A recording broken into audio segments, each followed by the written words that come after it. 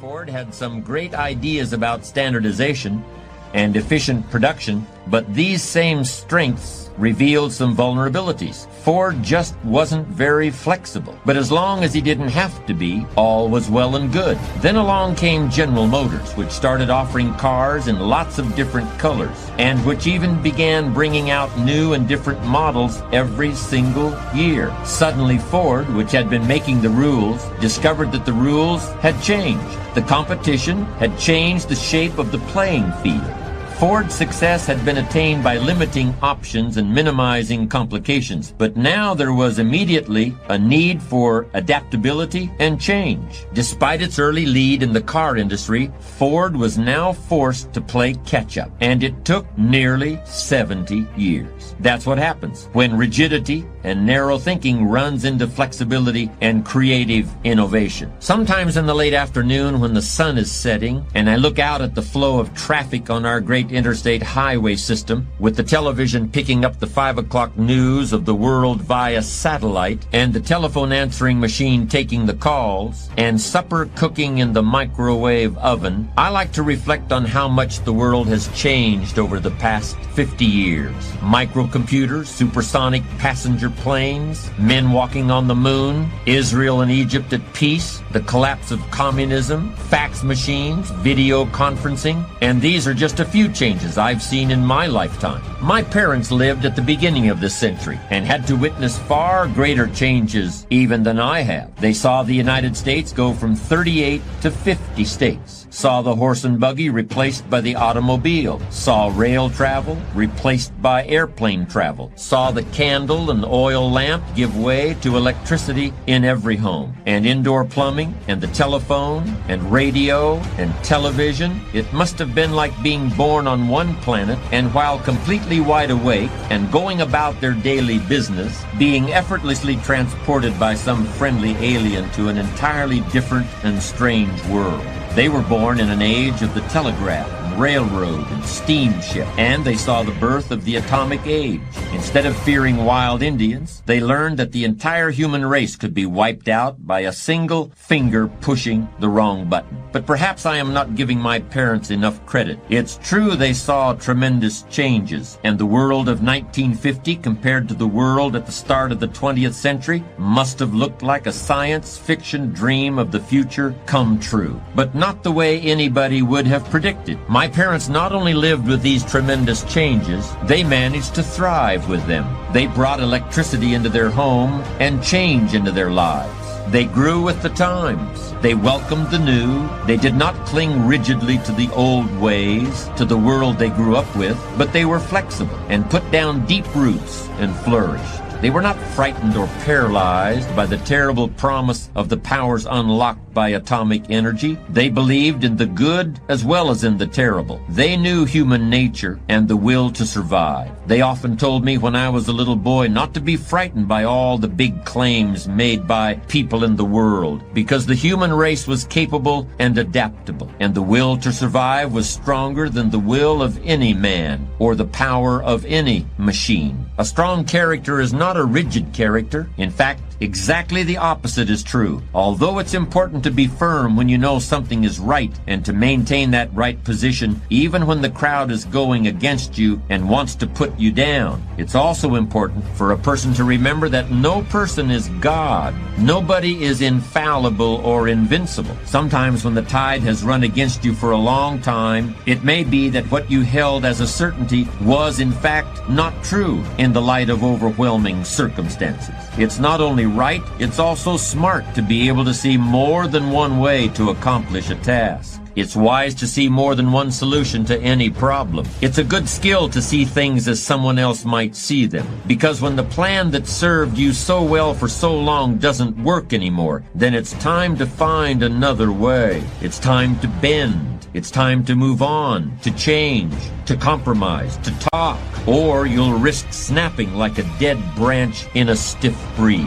When it comes to lasting a long time, to standing tall and being strong, but knowing when to bend, the trees have a lot to teach us. I don't know if you have ever had first-hand experience of the tremendous destructive power of tropical force storms. I've experienced a hurricane and had a chance to witness close-up and personal, what a combination of wind and water can do to everything that stands in its path. The rain fell so long and hard that it completely soaked the ground and loosened the roots of even the tallest trees. At the same time, the wind blew with such force that century-old trees, tall and hard and strong, were blown over like so many toy soldiers standing on parade knocked down by a toddler at play. However, the enormous willows, some standing tall as a house and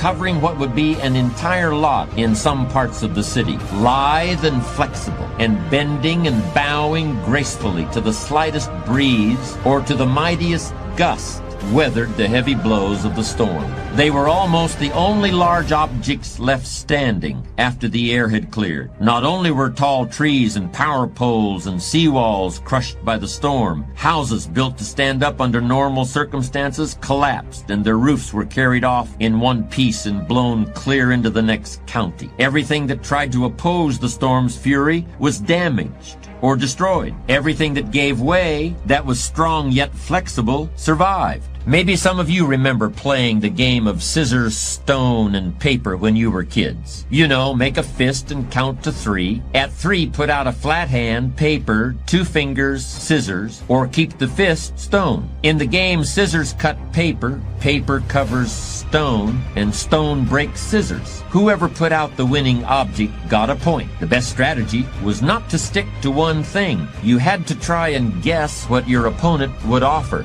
and turn your fist into the thing that would defeat your opponent's scissors, stone, or paper. This game teaches a child to think about the nature of materials, how something can be strong or appropriate in one situation and yet be the wrong tool, a losing proposition in another. It also teaches a child to vary his approach, to be flexible, so that his opponent can't anticipate what he's going to do, and recognize that even as you are trying to outsmart the other guy is also trying to outsmart you. It remains to be seen how the great changes we are seeing right now in our own day, the laptop computer and the rise